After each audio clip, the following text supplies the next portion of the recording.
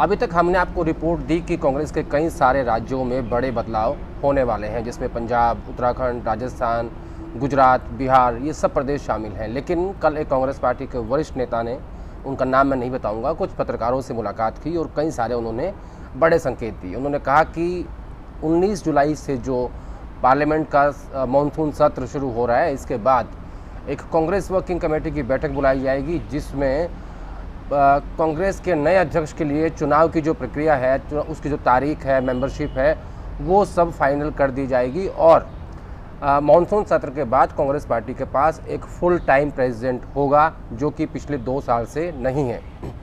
सबसे पहले आपको बता दूं कि कांग्रेस पार्टी के पास फुल टाइम प्रेसिडेंट क्यों नहीं है। दरअसल 2019 के लोकसभा चुनाव में कांग्रेस के पास 52 सीटें आई, जो कि 2014 में 44 थी, वो बढ़कर 52 हो गई और काफ़ी खराब प्रदर्शन रहा। उससे पहले राहुल गांधी ने कांग्रेस पार्टी के अध्यक्ष पद की कमान संभाल ली थी और उनके नेतृत्व में मध्य प्रदेश, छत्तीसगढ़ और राजस्थान में कांग्रेस पार्टी की सरकार बनी थी। उम्मीद थी कि इन राज्यों से लोकसभा में भी बेहतर नतीजे आएंगे, लेकिन उम्मीद के मुताबिक वहाँ ऐसा नहीं हुआ। उसके बाद जब 52 सीटें आई तो जिस दिन रिजल्ट आ रहा था, उसी दिन राहुल गांधी ने अपना इस्तीफ़ा देने का फैसला कर लिया। मीडिया में रिपोर्ट्स भी आई, मैंने खुद भी ये ट्वीट किया था कि राहुल गांधी ने अपना इस्तीफ़ा दे दिया है, लेकिन कांग्रेस पार्टी उसको डिनाई करती रही और लगभग 1.5 महीने के बाद, मई में रिजल्ट आए थे, उसके लगभग 1.5 महीने के बाद जून में राहुल गांधी ने एक 2 पेज की चिट्ठी ट्वीट की, जिसमें ये लिखा हुआ था कि मैं अपनी जिम्मेदारी समझते हुए कांग्रेस अध्यक्ष पद से इस्तीफ़ा देता हूं, क्योंकि मैं प्रेसिडेंट था, लेकिन मैं उम्मीद करता हूं कि बाकी लोग भी अपने पद को रिस्पॉन्सिबिलिटी समझते हुए वो भी ऐसा करेंगे। लेकिन ऐसा हुआ नहीं। कांग्रेस पार्टी के किसी भी कांग्रेस वर्किंग कमेटी के सदस्य ने, प्रभारी महासचिव ने अपना इस्तीफ़ा नहीं दिया, तब से लेकर आज तक। फिर उसके बाद एक कांग्रेस वर्किंग कमेटी की बैठक हुई, जिसमें ये कहा गया कि गांधी परिवार से बाहर के व्यक्ति को अध्यक्ष चुन लीजिए। लेकिन लोगों को लगा कि सही मायने में ऐसा हो जाएगा, लेकिन दरअसल गांधी परिवार की और ख़ास तौर पर राहुल गांधी की ये चुनौती थी कि हमारे बिना आप कांग्रेस पार्टी को नहीं चला सकते, अध्यक्ष नहीं चुन सकते, क्योंकि हम किसी का नाम देंगे नहीं।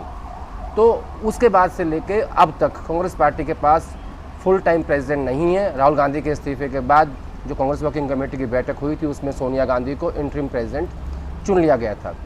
उसके बाद से लेकर 2 साल होने में आए हैं, बार बार ये खबरें आती हैं कि कांग्रेस पार्टी नया अध्यक्ष चुनने जा रही है, उनके पास फुल टाइम प्रेसिडेंट होगा, और राहुल गांधी अभी तक भी अध्यक्ष बनने के लिए राज़ी नहीं है।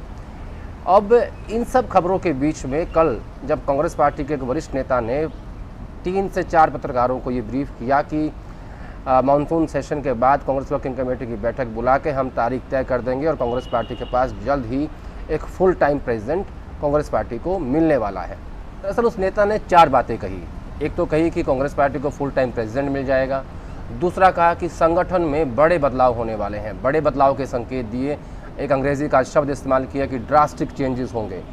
अब ये ड्रास्टिक चेंजेस क्या होंगे? दरअसल पश्चिम बंगाल में कांग्रेस पार्टी की ज़ीरो आई, जहां जितिन प्रसाद वहां के महासचिव प्रभारी थे, अब वो भाजपा में चले गए हैं, तो वहां एक नया महासचिव नियुक्त करना है। इसके अलावा केरला से एक वरिष्ठ नेता है रमेश चन्नीथला, जिनका दिल्ली आना लगभग तय है, उन्हें पार्टी का महासचिव बनाया जाएगा। उनकी मुलाकात राहुल गांधी से हो चुकी है। बिहार के जो प्रभारी हैं भक्त चरण दास, उनके पास कई सारे नॉर्थ ईस्ट के स्टेट्स भी हैं, तो उनसे वो स्टेट्स लेके किसी और को दिए जाएंगे। इसी तरीके से राजीव सातव, जो कि गुजरात के प्रभारी थे, राज्यसभा सांसद थे, उनका कोरोना के चलते निधन हो गया, उनकी जगह पे गुजरात में किसी को प्रभारी बनाया जाएगा। ऐसे ही पंजाब में हरीश रावत, जो वहाँ के प्रभारी हैं, हरीश रावत क्योंकि पंजाब के साथ उत्तराखंड का चुनाव भी है और वो उत्तराखंड का चेहरा है, तो उनका ये मानना है कि पंजाब का फैसला होने के बाद उन्हें रिलीव कर दिया जाए, ताकि वो उत्तराखंड पे जाके फोकस कर सकें। तो ऐसे कुछ बड़े बदलाव संगठन में होने जा रहे हैं। अगर आप किसी एक पद को छेड़ेंगे तो उसका पूरा असर दिखाई देगा। इसके अलावा ये जो 5 राज्यों के चुनाव हुए थे, इनमें भी एक कमेटी ने रिपोर्ट अपनी सबमिट की है। उसके आधार पर इन लोगों को रखा जाएगा, नहीं रखा जाएगा, ये भी इसमें फैसला है। ड्रास्टिक चेंजेस में बहुत सारे राज्यों के अध्यक्ष भी हैं जिनके ऊपर फैसला होने जा रहा है। इसके अलावा उस नेता ने एक बात और कही कि कांग्रेस पार्टी का मीडिया डिपार्टमेंट ज़्यादा अच्छा नहीं है, हम उसमें भी सुधार लाना चाहते हैं। कांग्रेस पार्टी के जो मीडिया डिपार्टमेंट के चेयरमैन हैं वो रणदीप सिंह सुरजेवाला हैं।